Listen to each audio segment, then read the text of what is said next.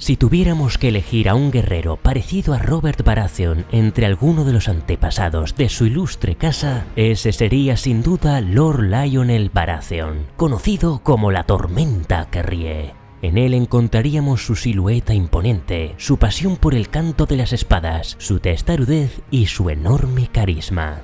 Lionel no solo fue uno de los mejores luchadores de su época, sino también el responsable de que la casa Baratheon contara con la gota de sangre Targaryen, justa y necesaria para que años más tarde muchos consideraran el derecho de Robert a reclamar el trono de hierro.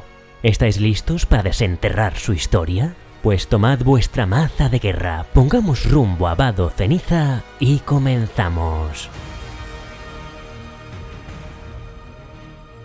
Era el año 209 después de la conquista, y el torneo de Vado Ceniza reunía a los más valerosos caballeros de Poniente. Entre ellos estaba Ser Lionel Baratheon, quien ya entonces era bien conocido en cada rincón del reino como la Tormenta que ríe.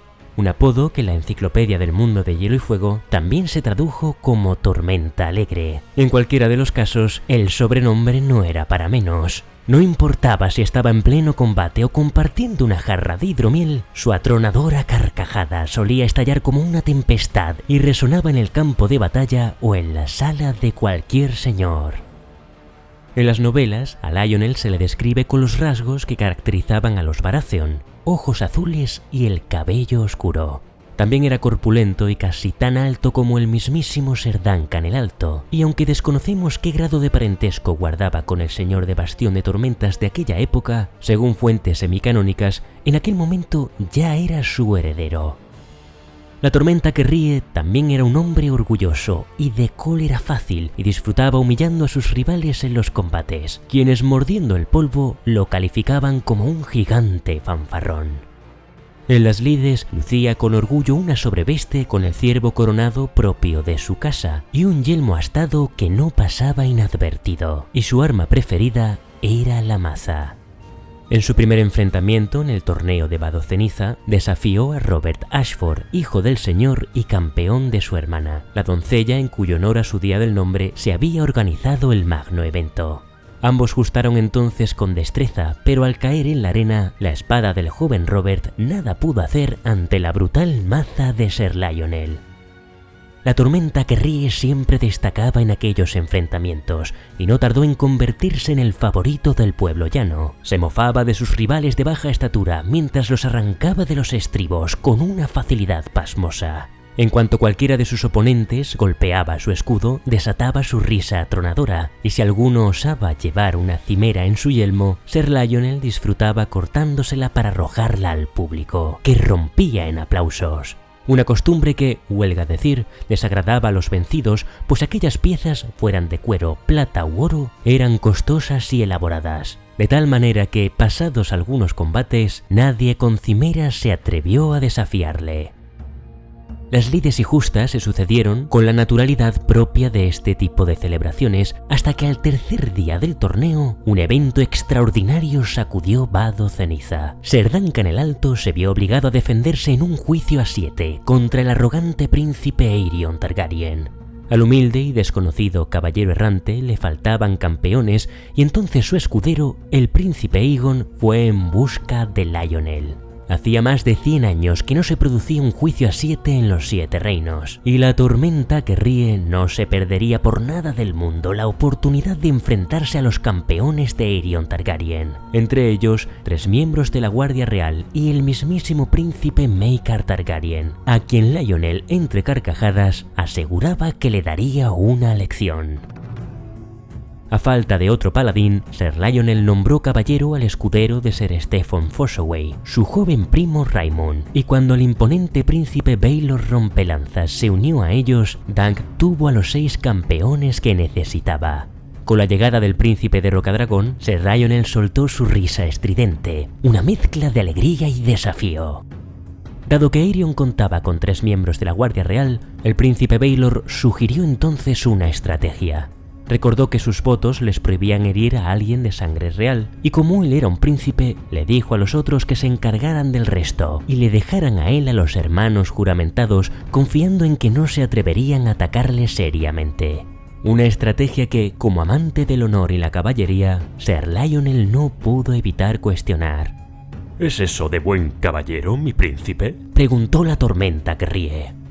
Ya nos lo dirán los dioses, respondió la mano del rey.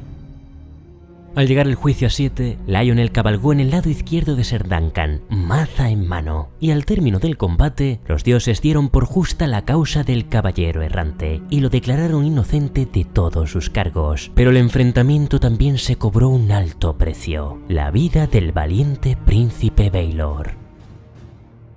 Tras los acontecimientos de Vadoceniza, en algún momento de los reinados posteriores, Lionel se terminaría convirtiendo en señor de Bastión de Tormentas, y si bien por ahora hay muchas páginas en blanco sobre su vida en aquellos años, su pasión por poner a prueba su maza y su coraje en la batalla sugieren que probablemente luchó junto al bando Targaryen en la tercera rebelión Fuego Oscuro. En cualquier caso, la camaradería compartida en Vadoceniza entre Lionel, Sir Duncan y Egg parece que forjó una larga amistad, porque al llegar el año 233, cuando en los 7 reinos se debatió sobre quién sería el próximo rey de Poniente, aquel joven escudero, el príncipe Aegon, fue elegido rey, convirtiéndose en Aegon V, el improbable, y entre sus más fieles partidarios se encontraba el señor de Bastión de Tormentas. Por ello, aunque en este caso tampoco tenemos información al respecto, no sería de extrañar que Lionel también ayudase a sofocar la cuarta rebelión Fuego Oscuro, acaecida 3 años después de la coronación. Además, en esta ocasión, el aspirante Daemon III y su hueste apoyada por la Compañía Dorada desembarcaron en el Garfio de Masi, al norte de las Tierras de la Tormenta. Esa cercanía con el conflicto me hace sospechar que Tormenta Alegre no perdió la oportunidad de sacar de paseo su maza. Sea como fuere, si bien Daemon logró cosechar allí algunas estériles victorias, la casa Targaryen no tardó en poner fin a la rebelión, que concluyó cuando Sir Duncan de la Guardia Real mató al reclamante al trono de hierro. Lo que sí sabemos con certeza es que, como resultado de aquellas buenas relaciones entre Aegon V y Lord Lionel, en el 237 el rey Aegon acordó varios compromisos de provecho con sus hijos. Entre aquellos compromisos matrimoniales estaba el de su heredero, el príncipe Duncan, con la hija de Lord Lionel. Si todo hubiera salido como se esperaba, la hija de Lionel se habría convertido en reina de Poniente, y alguno de sus nietos hubiera sido el futuro rey de los 7 reinos. Sin embargo, al igual que su padre, el príncipe Duncan prefirió seguir los dictados de su corazón a la hora de desposarse, y 2 años más tarde, en el 239, se enamoró de una plebeya, Jenny de Piedras Viejas, y sin contar con la aprobación de su regio padre, se casó con ella. A pesar de que el consejo privado y el monarca hicieron lo posible por revertir la situación, el príncipe Duncan no dio su brazo a torcer, sino que renunció a la corona y mantuvo a su lado a Jenny. Una historia de amor llena de tragedia, que aún décadas más tarde cantarían los bardos, pero la única melodía que resonaba en Bastión de Tormentas era la del trueno y el acero. Y es que nada de aquello bastó para aplacar a Lord Lionel, sino todo lo contrario. La tormenta que ríe no era un hombre fácil de apaciguar cuando herían su orgullo, y el incumplimiento del compromiso supuso una vergüenza y una deshonra para su casa.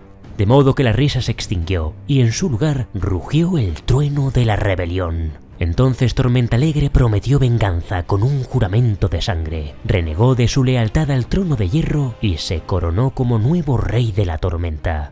Fue una rebelión breve, dicen los cronistas, pero amargamente sangrienta para lamento de todos. Y como si los dioses disfrutaran burlándose de los mortales, todo concluyó como había comenzado, con un juicio, pero esta vez no un juicio a 7, sino en un juicio por combate.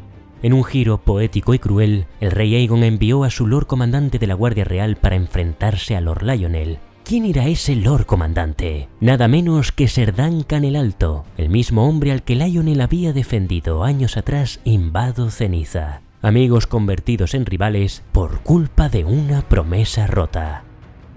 El choque de sus armas debió ser legendario, la maza contra la espada blanca, pero aquella vez quien se impuso fue Sir Duncan el Alto, y el rey Aegon, en su infinita y a veces cuestionada sabiduría, por supuesto no ejecutó a su antiguo amigo. En lugar de eso le ofreció una reparación. Su hija menor, la princesa Rhaenys Targaryen, se casaría con el heredero de Lionel, Ormond Baratheon. Aquellos 2 jóvenes fueron los abuelos de Robert, Stannis y Renly. y este acto de paz fue el que, décadas más tarde, tras la muerte del Rey Loco y el príncipe Rhaegar Targaryen, daría a Robert lo que muchos consideraron como un derecho de sangre para reclamar el trono de hierro. Y queriendo asegurarse de que en un futuro no hubiera nuevos reclamantes, tras concluir la rebelión que llevaba su nombre, dio caza a los príncipes Viserys y Daenerys, quienes por fortuna lograron exiliarse al otro lado del mar angosto. Y aquí concluye la historia de Ser Lionel Baratheon, la tormenta que ríe. Si algún día tenemos más información sobre este personaje, por supuesto resubiremos las crónicas. Hasta entonces, gracias como de costumbre a mis paladines, mis mecenas de Patreon y a mis espadas leales, los miembros del canal, por su apoyo incondicional. Recuerda darle a me gusta si te gustó mi contenido y suscríbete para más crónicas del mundo de Hielo y Fuego.